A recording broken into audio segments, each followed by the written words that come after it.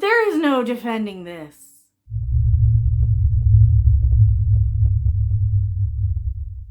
Hello everyone, I am Mecha Random 42, the one, the only, the original, your favorite YouTube consumer advocate, Harpy. We're harping on the historical inaccuracies and the fact that it's really not okay to swap out a historical character just so that you can, remove the, they're gonna give her a haircut really close to her shoulders, right? And that's quoting a Guar song, Wow, I'm old. It's not okay to swap out a character just so you can do that. But they're defending it anyway. So what is their defense of this? As if we didn't know. Is it re? Is it wah? Is it re? I'm not even going to acknowledge the ring because I know they're lurking and they're there. Are they gone? Okay, good. This is a Bounding Into Comics article. Shout out to Bounding Into Comics. Anne Boleyn, miniseries director, defends race swapping the character with casting of Jodie Turner-Smith. Wow, she looks awesome. Okay, sorry. I really love seeing, she looks awesome. Not as Anne Boleyn. I want to see her in can we give her can we put her in anything else? Can we put her in a superhero costume or something? The director of the upcoming Anne Boleyn miniseries from Britain's Channel 5 defended the decision to race swap Anne Boleyn with the casting of Jodie Turner-Smith. Anne Boleyn was the second wife of Henry VIII of England and was a key figure in the English Reformation when Henry VIII created the Church of England and cut ties with the Catholic Church. And here's why we're editing. I'm bad at historical names. Let's see how I do. Boleyn's previous engagement to marry James Butler, the 9th Earl of Ormond, was cancelled when she obtained a position as a maid of honor for Henry VIII's first wife, Catherine of Aragon. Following that engagement, she would become secretly engaged to Henry Percy, but Percy's father disapproved. Not only did Percy's father disapprove, but Cardinal Thomas Wolsey also opposed the marriage and the engagement was broken off. Oh, and there's another picture of her. Doesn't really look like Jodie Turner-Smith, does she? Nope. Anne would eventually be pursued by Henry VIII and attempt to make her his mistress, like her sister Mary. However, the relationship would progress and Henry VIII would attempt to annul his first marriage with Catherine of Aragon in order to marry Anne Boleyn. However, Pope Clement VII refused. With the Pope refusing to grant an annulment, Henry VIII began shutting down monasteries and nunneries throughout England and eventually formed the Church of England. With the Church of England under his control, Henry VIII would divorce Catherine and marry Anne in January 1533 in a secret wedding. And there she is.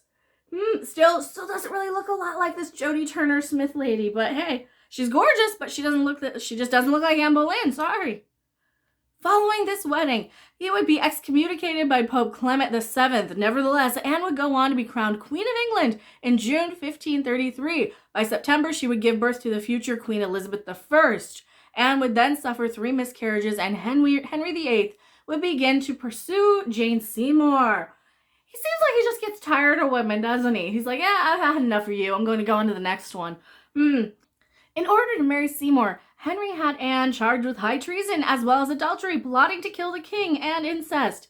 He would have her arrested and held in the Tower of London. She would eventually become convicted on May 15th, 1536, and beheaded less than a week later. Henry VIII would marry Seymour a day after Boleyn was executed. As reported by Britain's Metro, director Lindsay Miller defended the decision to cast Jodie Turner-Smith as Anne Boleyn. She stated, "I feel very strongly that we have the best actress for the role, so I'm happy to stand by it." Miller would then address the critics of the casting decision, stating, "I'm very proud of what we have created together, so let them talk. There are going to be a lot of people who don't like it, but I feel there has to be a space for that, and there are going to be a lot of people who love it. I'm one of them." But here's the thing. We have a lot of people who are upset over Gal Gadot playing Cleopatra, and they say that Cleopatra should be swapped out because they heard a rumor somewhere that Cleopatra was supposed to be of African descent, which isn't true. Completely not true. And in the case of historical figures, you really can't swap out. I mean, what's next? Are you going to have Tom Hanks play Martin Luther King? Nope. Are you really going to do that? No, because that would be inappropriate. And this is just as inappropriate, especially when the outcome was that the woman was crapping beheaded. You just race swapped a character so you could chop off the head of a black woman. Are you okay with that? Are you happy with that? Is that really what your message to society should be? Is that okay with these people? They don't understand. And this is another case of their heart's in the right place with inclusion, diversity, all this representation. Fine. But this is a real person. This isn't a fictional character, right? This isn't some character that you can just rewrite and make whatever you want. And, you could take the story of Henry VIII and his wives, and you could, make a Game of Thrones style fantasy representation of that, and you could have anything you want. Because it's fiction, it's your own world, it's your own universe, but this actually happened. This is something that was real and legit, and it is insulting to the name of progressiveness if you're going to do this, especially with the outcome. According to Channel 5, the miniseries will explore the final months of Anne Boleyn's life from the eponymous queen's perspective. It's expected to follow Boleyn as she struggles to survive and secure a future for her daughter and to challenge the powerful patriarchy closing in around on her. Not only that, you're not only chopping off a black woman, you also have Queen Elizabeth I, who we know what she looked like. We know what she looked like. You've had Kate Blanchett played her. For crying out loud. You are just swapping this out so you can terrorize a woman in the name of fake woke crap. Oh, please, get over yourself, Britain. This is not about being inclusive. This is not about being diverse. I'm going to tell you why they did this in a second. Let's read the rest of this. Turner-Smith discussed the show, saying, delving deeper into Anne Boleyn's immense strengths while examining her fatal weakness and vulnerabilities. Eve's script immediately captured my imagination. The legend of this formidable queen and fierce mother will be seen as a deeply human story that is still so relevant today, she added. Here's why they did it. They have made so many Anne Boleyn, Henry VIII, Tudors, every historical, every generation you get a new one because it's British history. It's the British royal family. It's the royal history of the British royal family, of the monarchy. It has nothing to do with the patriarchy.